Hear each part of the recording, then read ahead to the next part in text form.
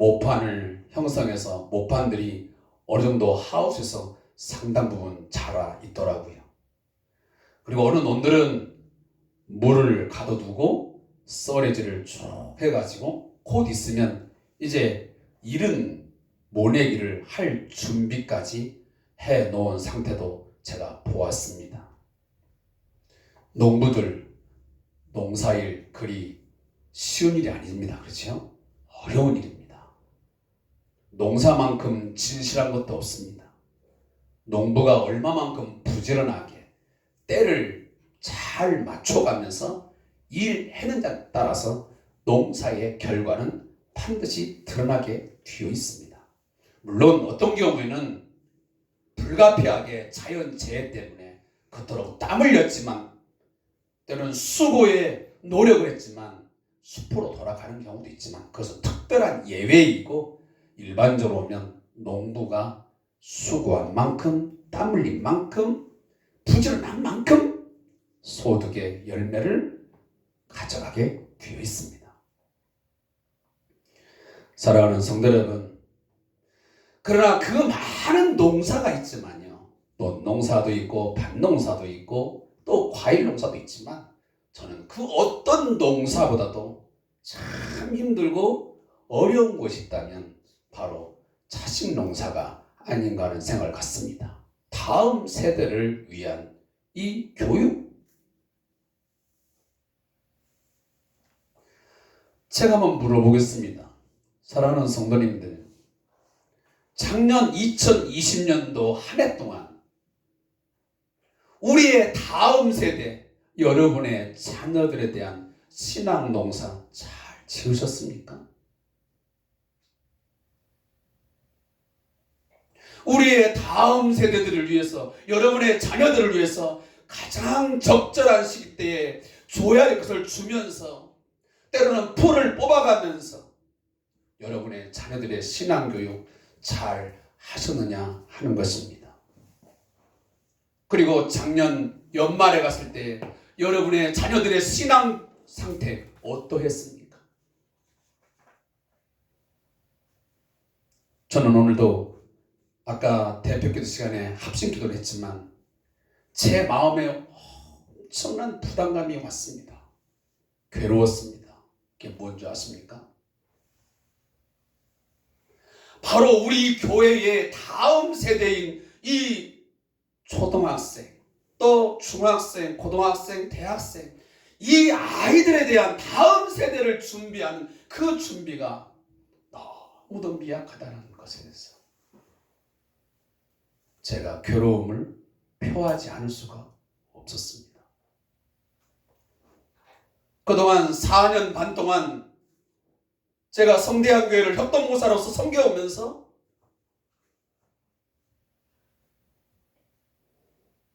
그 아이들이 잘 자라서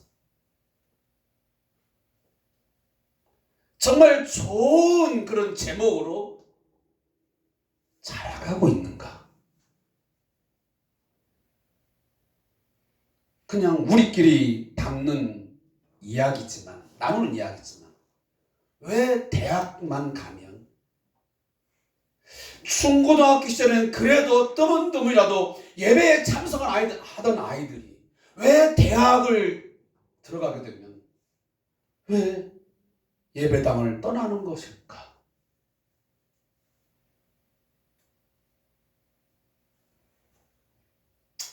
그런 부분들이 저의 마음에 심한 부담으로 또 아픔으로 그 기도 시간에 눌려왔습니다. 저는 오늘 코로나19 상황 이후에 더욱더 심각한 문제로 한국교회와 우리 교회에 던져진 다음 세대를 위해서 하나님의 말씀을 통해서 깊이 있게 고민하고 함께 또한 나누는 시간이 되었으면 좋겠습니다. 오늘은 해마다 가정의 달 첫 번째 주일에 맞는 어린이 주일입니다. 따라서 하나님께서 우리에게 주신 말씀, 바로 이 신명기 6장 1절부터 9절의 말씀을 통해서 자녀 교육의 우선순위와 책임이라는 제목을 통해서 말씀을 선포하려 합니다. 하나님의 말씀이 선포될 때, 이 신명기 6장 1절부터 9절 말씀이 선포될 때 이 말씀을 듣고 순종하는 우리에게 성령의 기름 부으심과 성부, 성자, 성령 하나님의 은혜와 복이 우리의 가정과 그리고 우리의 교회 다음 세대에게 차고 넘치시기를 주님의 이름으로 축원합니다. 저희 교단 신문, 기독신문이 있습니다. 그 신문 2021년 4월 20일자 5면에 이런 기사가 실렸습니다. SCE, 기독학생면례라는 조직입니다. Student Christian Endeavor라고 하는 그 단어를 이 이니셜 앞에 있는 스튜던트의 S, 그 다음에 크리스찬의 C, 그 다음에 Endeavor의 E를 SCE라는 단체가 아주 오래전부터 존재했습니다. 이 조직은 그리스도를 위해 힘을 다하는 기독학생 운동이라는 뜻입니다. 그래서 현재 중학생, 고등학생, 대학생들이 자발적인 참여로 운영되고 있습니다. 근본 4월 15일에 있었던 바로 이 SCE 335 세움 발대식에서 이런 내용이 보고되었습니다. 코로나19 시대 전국 중고 등 학생들의 종교 영향도 인식조사와 미래 인식조사였습니다. 그 내용은 2020년 8월 28일부터 9월 14일까지 전국에 분포되어 있는 중학교 1학년부터 고등학교 3학년까지 1000명을 대상으로 해서 설문을 조사했습니다. 그 결과에 따르면 현재 어떤 종교를 믿고 있느냐라는 질문에 67.9%가 종교 없음이라고 답을 했습니다. 그리고 불과 32%만이 종교가 있다라고 답을 했습니다. 그 중에 다행이라고 말해야 되겠죠. 그나마 기독교는 20.5%, 불교와 원불교가 5.4%, 카톨릭이 4.9%였습니다. 따라서 저희 총회도 이 청소년들의 탈종교화 현상을 크게 우려하고 있습니다. 따라서 우리 한국교회가 초격파적으로 조직적으로 대응해야 될 것을 강조했던 그러한 발대식의 자리였습니다. 저희 지금 총회장이 여러분 잘 아는 에덴교회 담임 목사님이신 소강석 목사님이십니다. 이 목사님은 심지어 이렇게까지도 이 부분을 이야기합니다. 코로나19로 교회 중고등부가 초토화됐다. 이렇게까지 언급을 합니다. 초토화됐다는 겁니다. 따라서 교회 공동체가 어떻게 이 SCE 사역을 통해서 학교 복음화의 불씨가 되살아날 것인지 함께 고민해 보자는 이야기를 했던 것입니다. 사랑하는 성도 여러분, 우리 예수님은 바로 이 어린아이, 우리의 다음 세대들에게서 얼마나 귀한 존재로 여겼는지를 우리는 말씀을 통해서 우리는 엿볼 수 있습니다. 마가복음 10장 13절 14절 보면 사람들이 예수께서 만져주심을 바라고 어린아이들을 데리고 오매 제자들이 꾸짖거늘 예수께서 보시고 노하시어 이르시되 어린아이들이 내게 오는 것을 용납하고 금하지 말라. 하나님의 나라가 이런 자의 것이니라. 당시 유대 사회에서 어린아이라고 하는 존재는, 그 가치는 무가치한 것입니다. 약한 자입니다. 별로 사회적으로 중요하지 않던 존재였습니다. 마태복음 18장 5절 6절에 보면 또 누구든지 내 이름으로 어린 아이 하나를 영접하면 곧 나를 영접함이니 누구든지 나를 믿는 이 작은 자 중 하나를 실족하게 하면 차라리 연자 맷돌이 그 목에 달려서 깊은 바다에 빠뜨려지는 것이 나으니라 라고 말씀합니다.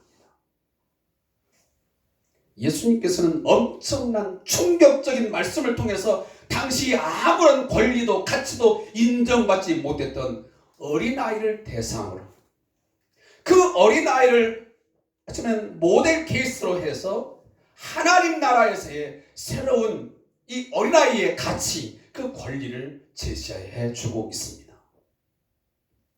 분명 어린아이는 소중한 존재임에 틀림이 없습니다. 우리의 다음 세대는 그 어떤 것과도 바꿀 수 없고 또 비교할 수 없는 소중한 가치를 가짐에 틀림이 없죠.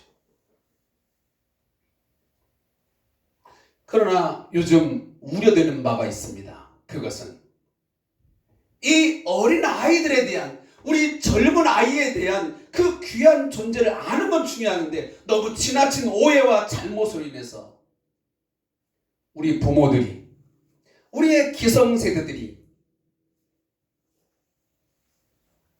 과잉 보호, 그걸 통해서 아이들이 왕좌에 올라와 있습니다. 물론 우리 젊은 세대들, 아이들의 인권은 분명 존중되어야 되고 그들이 우선시되는 건 중요하지만 그것이 너무 지나치게 되어서 우상화되어 버렸습니다. 아이들을 가르칠 수가 없습니다. 가정 교육이 다 무너져 버렸습니다.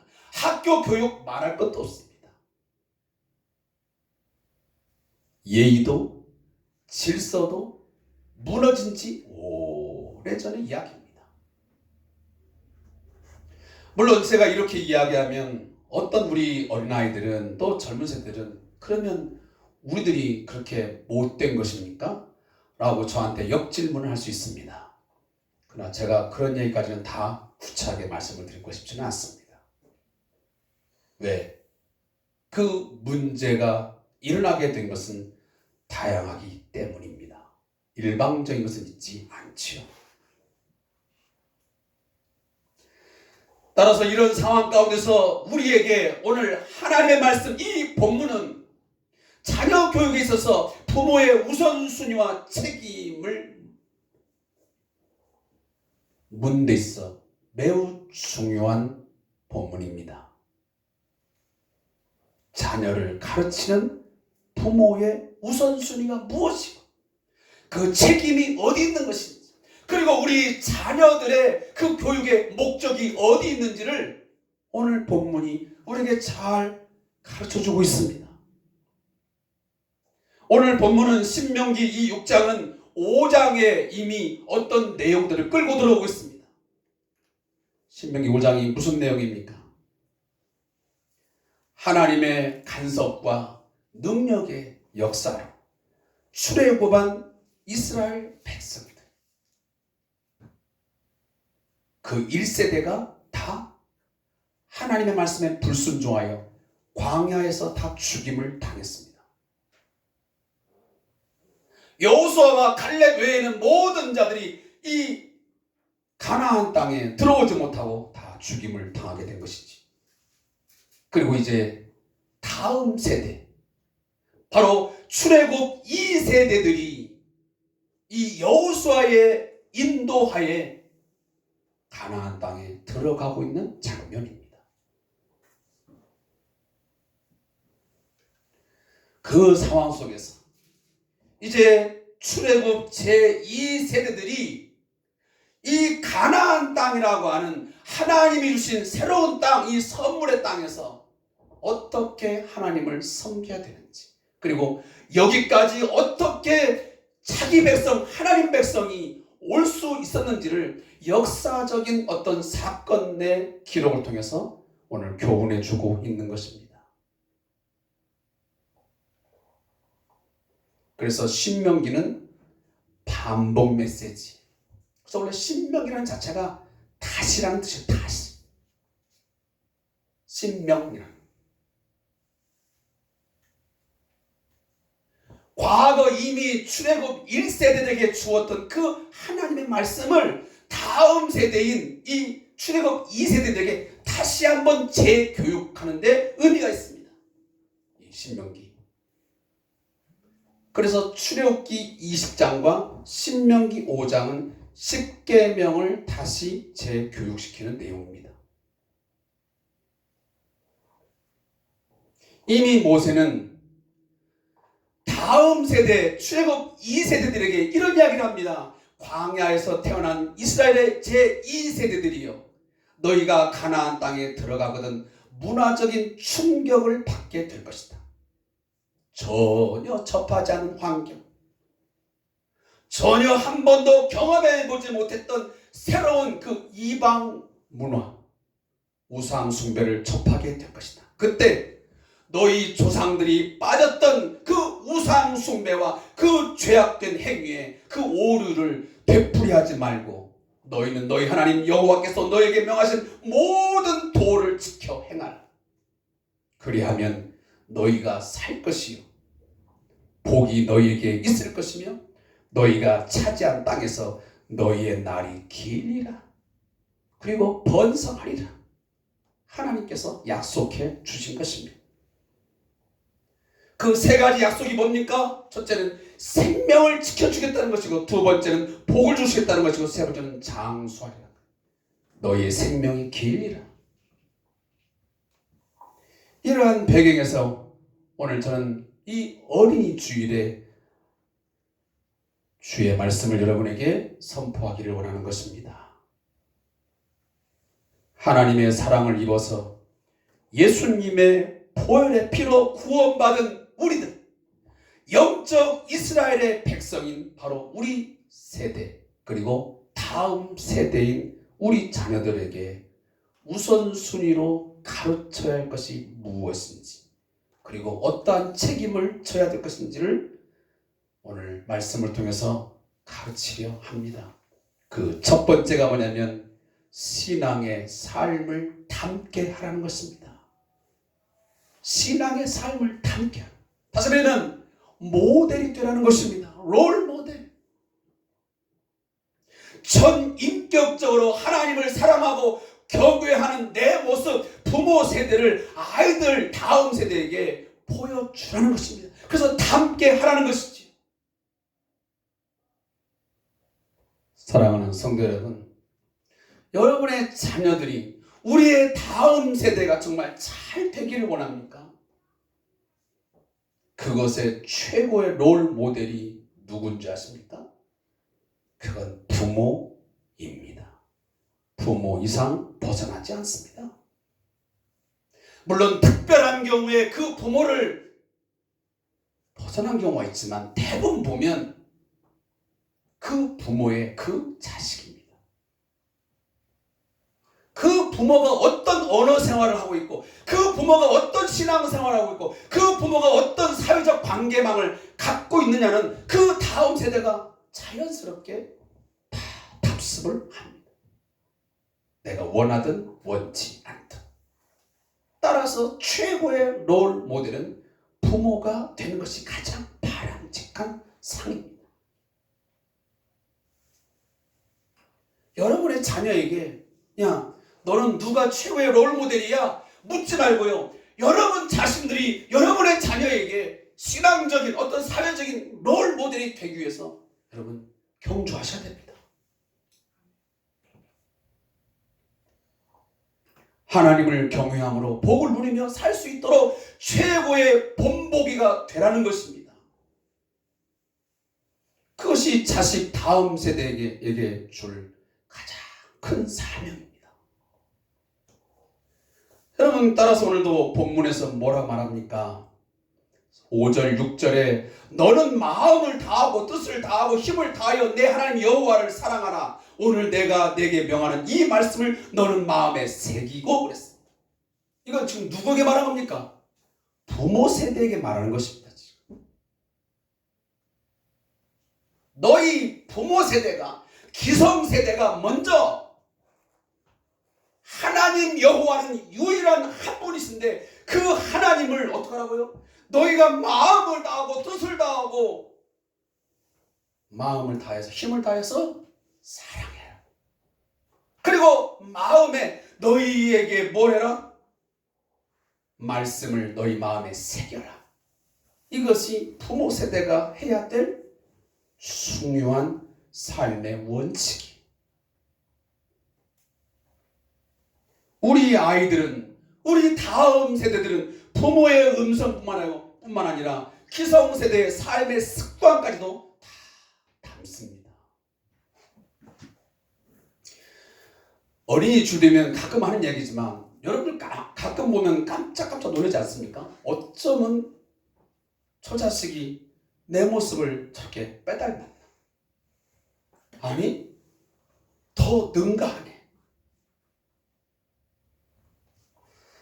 저도 이제 두 아이가 있지만 그 아이들을 보면서 저는 놀랄 때가 있어요. 쉬운 말로, 야, 저놈의 새끼가 나보다 더 업그레이드 된 판이네. 야, 저 부분 내가 참 싫은데, 내가 고쳐야 되겠는데 그것을 어쩌면 닮았지.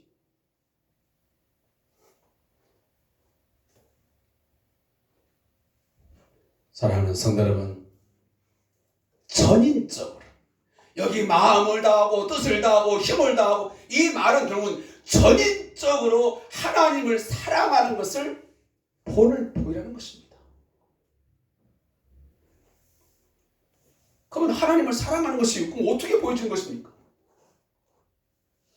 막 하나님께 막 초콜릿 사주고 막 꽃다발을 주는 겁니까? 아니지 않습니까? 로마서 12장 1절에 보면 너희 몸을 하나님이 기뻐하시는 거룩한 사한 제물로 드리라. 이는 너희가 드릴 영적 예배니라.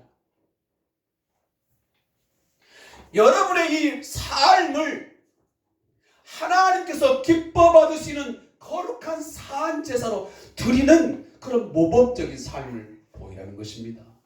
그것이 전인적으로 하나님을 사랑하는 삶의 모습입니다.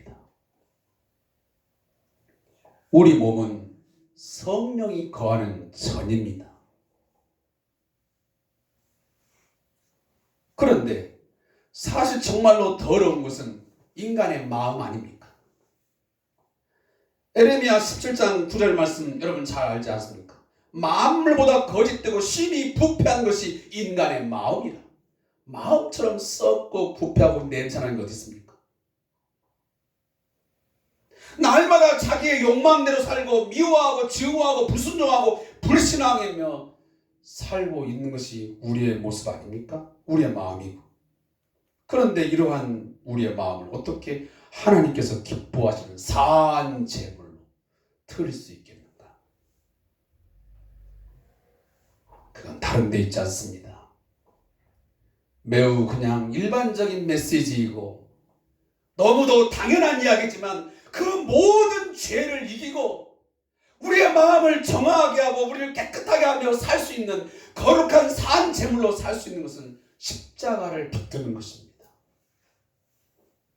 예수의 십자가로 말미암아 내 죄가 씻음받고 나는 이미 새로운 사람, 의로운 사람, 하나님의 자녀가 된 자야 라고 하는 것을 믿는 그 믿음, 십자가의 은혜를 믿는 믿음을 갖고 있을 때만이 우리가 죄를 이기고 세상을 이기며 살아갈 수 있는 것입니다. 이러한 사람은 믿음의 선한 싸움을 싸울 수밖에 없습니다. 자기를 포기하지 않습니다. 자포자기하지 않습니다. 자기 방임하지 않습니다. 혹여라도 자기 방임 상태에 놓아버린 사람 있습니까? 제발 이 시간 다시 가다듬으시고 리모델링을 하십시오. 내가 부모로서, 내가 기성세대로서, 내가 이 세상의 풍속과 이 세상의 방법과 이 세상의 유행을 따르면서 내가 어떻게 좋은 부모, 롤 모델이 되는 그런 내가 사람이 될 수 있겠는가? 사랑하는 성도 여러분, 우리 기성세대들, 우리 부모 세대들, 이 복잡한 세상의 한복판에서 눈물도 많고 한숨 쉴 것도 참 많습니다. 직장에서 스트레스를 받고 응어리진 가슴으로 잠을 이루지 못할 때도 있습니다. 사업 때문에 오는 어려움도 있고 육체적인 병마에 시달리기도 합니다.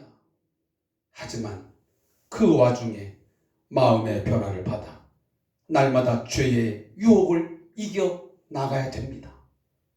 십자가 앞에 나아가 회개할 때도 많이 있어야 됩니다.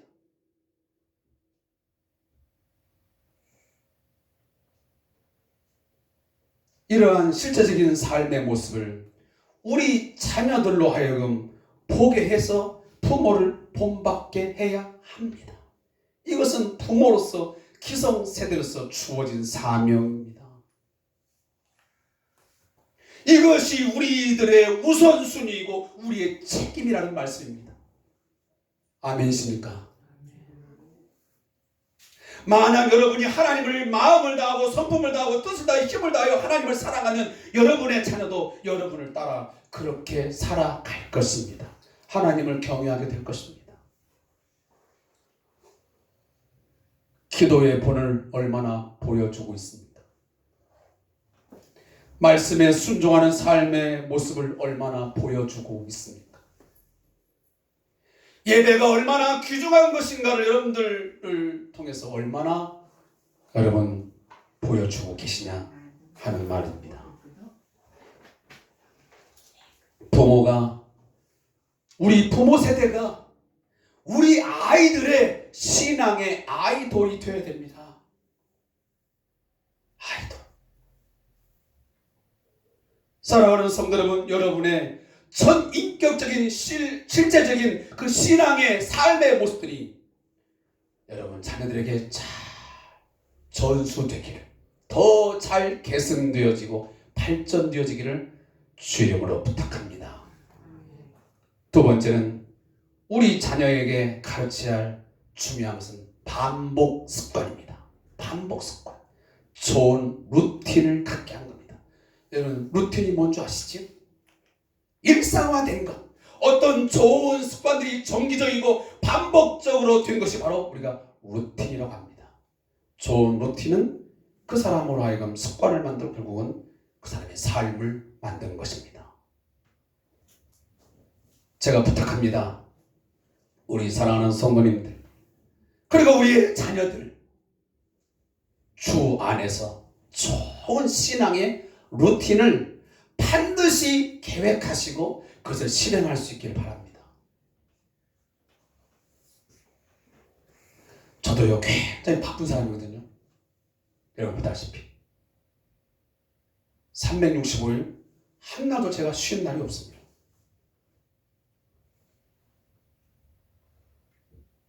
매일처럼 저는 늦잠 한번 자볼 수가 없습니다.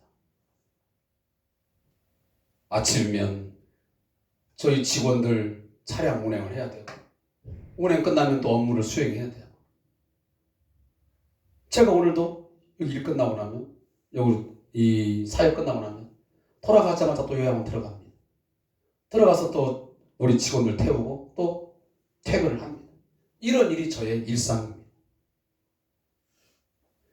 그래도 불구하고 제가 잊지 않는 게 뭐냐면, 그래, 내가 바쁘고 힘들고 때로는 지치지만 그래도 내가 이 매일매일 하는 이 주삼 교제를 통한 이 묵상의 시간만큼은 내가 붙들고 살자. 내가 이것마저 내가 무너져 버리면, 내 이 신앙의 이 루틴, 이 신앙생활의 루틴, 이 목사로서의 마지막 루틴을 내가 저버리면, 무너져 버리면 나는 끝이다.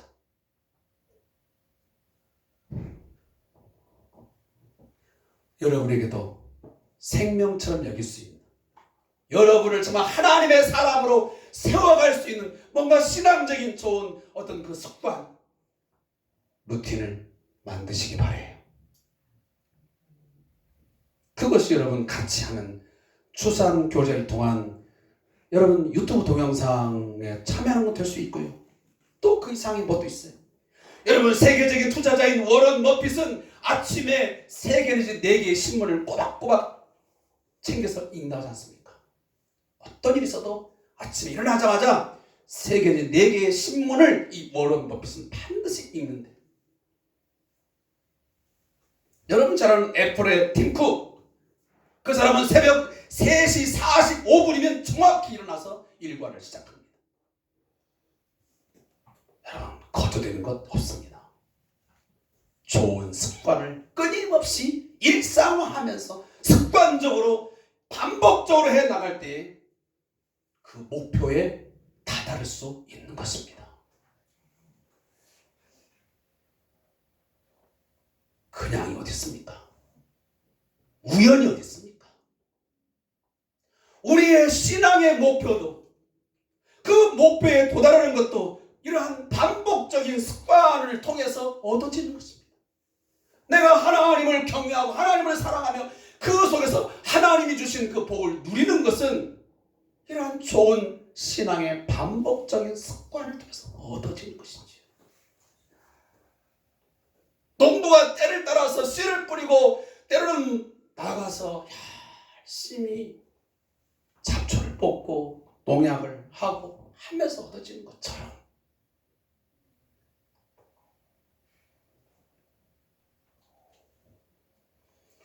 따라서 여러분들이 8절 말씀 보면 너는 또 그것을 내 손목에 매며 기호를 삼으며 내 미간에 붙여 표를 삼고, 이게 무슨 말인지 아십니까? 여러분, 제가 우리는 좀 그걸 보여줄 수가 없어가지고 좀 안타까운데, 집에 가시면요, 테필린이라고 한번 쳐보세요. 그리고 매주자라고 한번 쳐보세요. 테필린 매주자 치면 지금 유대인들이 하고 있는 이 신앙적인 어떤 습관을 볼 수 있습니다. 이 테필이라는 것은 뭐냐면 양피지에 쓴 성구 두루마리를 넣은 작은 검은 가죽 박스예요. 이것을 어디다 매냐면 여기 바로 미간에다가 이렇게 맵니다. 끈으로 해서. 지금도 유대인들은 그렇게 합니다. 뭘 해가지고 양피지 두루마리에다가요 성경 구절을 써가지고 이 미간에다가 거기다가 종이 박스에 넣어가지고 다닙니다. 그 말씀을 일상적으로 읽습니다. 오늘 본문에 있는 내용을 신명기 6장 4절부터 9절 말씀. 그래서 여러분, 이 테필이라는 말을 영어에 보면 바로 필렉터리라고 하고 말하죠. 필렉터리. 이게 뭐냐면 바로 성구하며, 필렉터리라는 말이에요. 그러니까 성구를 적어서 넣어놓고 늘 말씀을 묵상하고 읽으면서 하나님을 기억하는 것입니다. 자신의 정체성을 확인하는 것입니다. 그래서 팔에 차는 성구함은 셀야드라고 부르고요, 머리에 매는 성구함은 쉘롯이라고 명명을 합니다. 유대인들은 지금도 그렇게 하고 있습니다. 왜 이런 것들을 그들은 메고 다니는 것인가? 그것은 하나님이 이스라엘 백성에게 주신 바로 징표이기 때문에 반드시 너희 백성들은 미간에 붙이고 표를 하고 그리고 손목에 매라. 그리고 그것을 부지런히 묵상하고 그리고 가르쳐라 라고 하나님께서 말씀하셨기 때문에 그렇게 하고 있는 것입니다. 그것들을 통해서 자신들의 구원에 주는, 자신들의 백성들의 삶을 주관하시는 하나님이심을 remembrance, 기억하는 것입니다. 출애굽 사건을 끝까지 잊지 않고 하나님께서 내 백성을, 우리 민족을 하나님이 지켜주셨다.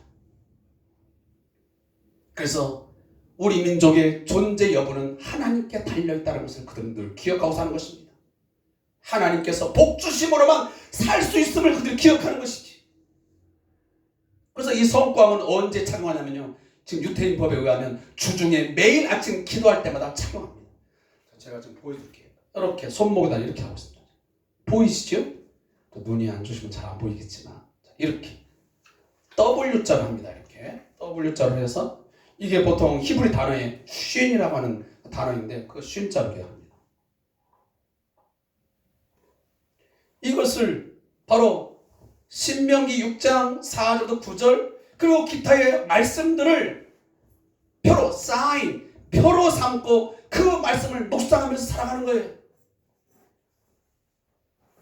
이러한 반복적인 습관을 통해서 그들은 신앙을 지켜가고 있고 그 신앙이 오늘 유태인들의 삶을 만들어가고 있는 거예요. 여러분, 지금 미국 사회가요, 누구의 주도하에 움직인 줄 아십니까? 모든 금융업, 정치, 경제, 사회, 문화 모든 것은 다 유태인들에 의해서 좌지우지됩니다. 그만한 그 영향력은 어디서 오는 힘이냐면 바로 유일신 하나님에 대한 신앙에서 오는 거예요. 안타까운 것은 그들이 예수를 구주로 영접하지 못한다는 것이 가장 안타까운 일이지만 그러나 여전히 그들은 이 하나님 유일신앙만큼은 양보하지 않고 철저하게 반복적인 그 말씀 교육을 통해서 지켜나가고 있습니다.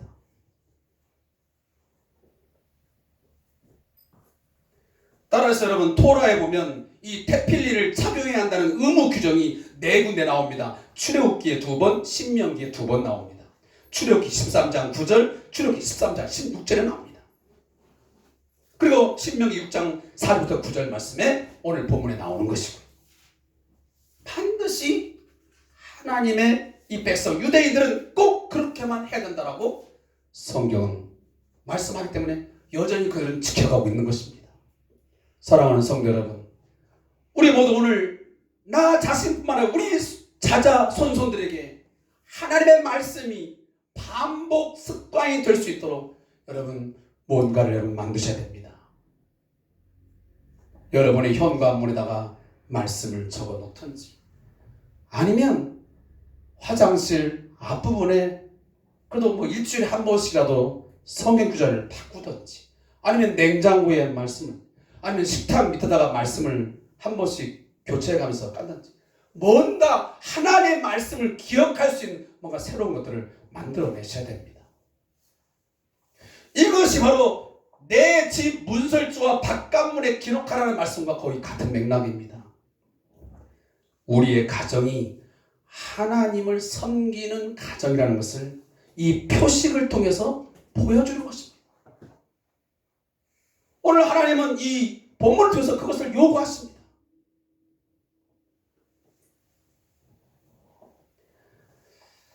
자, 시간이 좀 많이 지나서 내용을 좀 제가 빠르게 정리하겠습니다.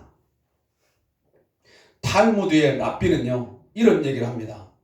문설주의 매주자는 그 매주자가 뭐냐면 그 양쪽 문에 이 곁에 있는 게 문설주 그 문설주다가 요만한 그 나무 내지 금속으로 된 함이 있습니다. 조그만한 게 거기다가 말씀을 똘똘똘 말아가지고 놓는 것입니다.